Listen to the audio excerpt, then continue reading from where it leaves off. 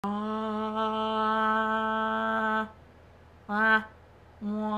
am I doing?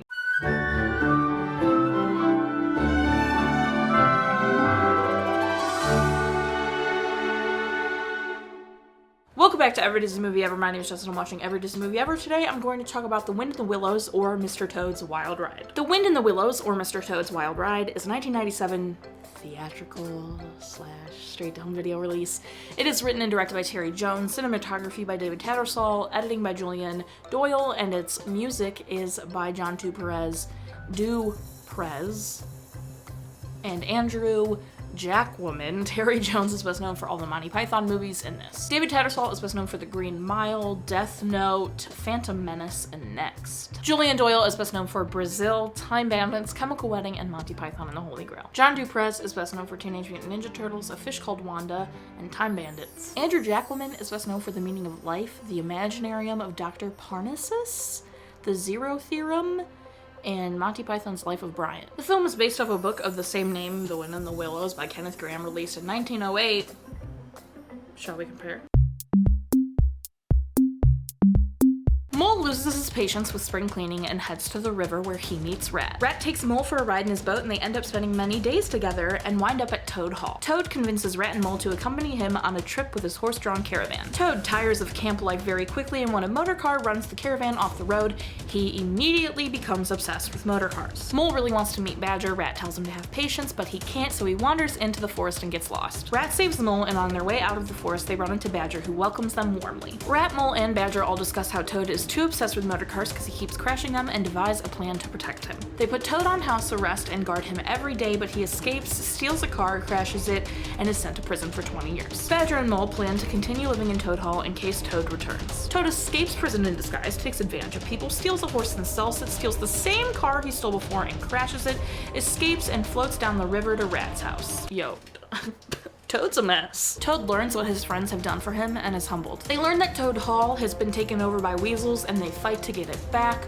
Once they have it back, Toad is a completely different man. He rights the wrongs he has done by compensating those people, and the four of them live together to the end of their days in Toad Hall. The end. They're different.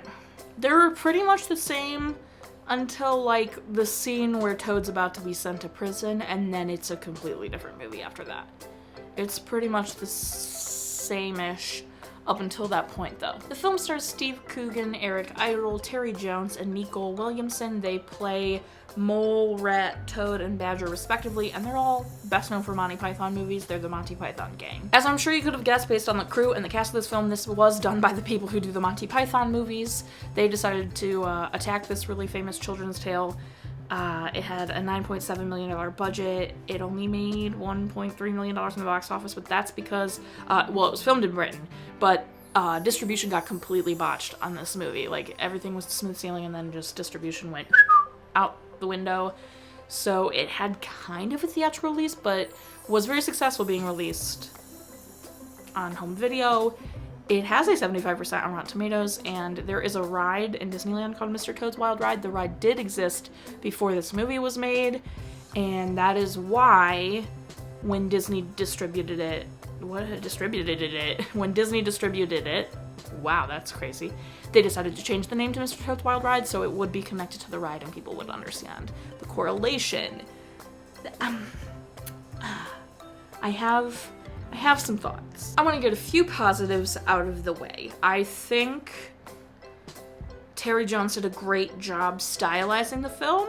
It reminds me of Mother Goose Rockin' Rhyme, just on the fact that it is so its own aesthetic, like with the costumes and, you know, the environment, the sun being like an actual person, just all of that. I thought they did a really good job of doing. The music is incredible. It kept reminding me of like Avengers music. Like, it was really well done music. The little songs I meant the score. The little songs they have are cute, but like nothing that is like super gonna stick in my head forever.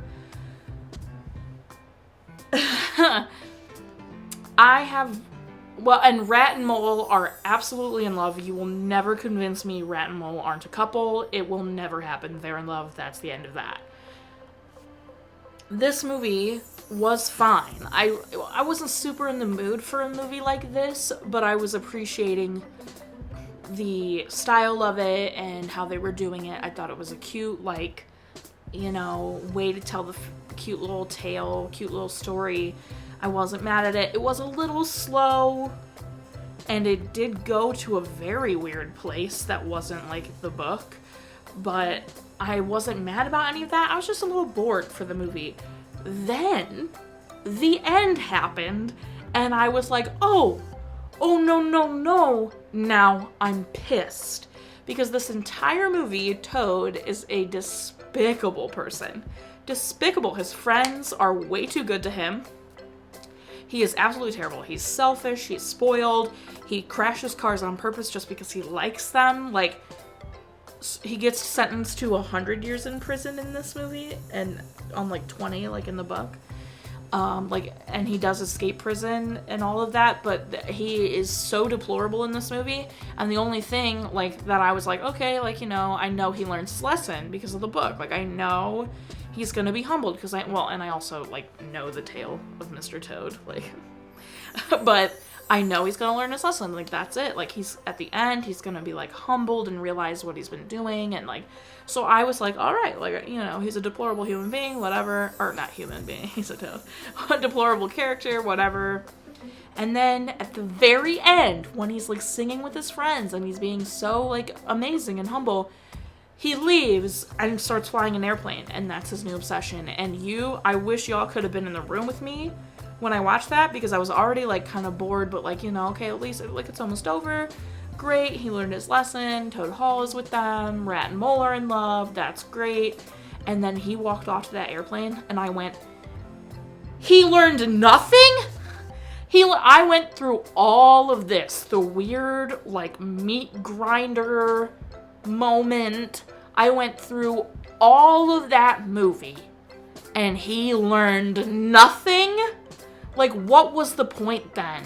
What was the point of the film if you make it Toad learn nothing? Like, it immediately made me hate this movie. And if that's harsh, sorry. I'm sorry to be that harsh. But the only thing that kept me, like, hanging on, able to watch without being like, yo, this movie's really bad, was the fact that I knew he was, like, gonna learn his lesson and accept his friends and thank them and be really thrilled and pay back to his community and all that kind of stuff. And then no. They took away that he literally learned nothing.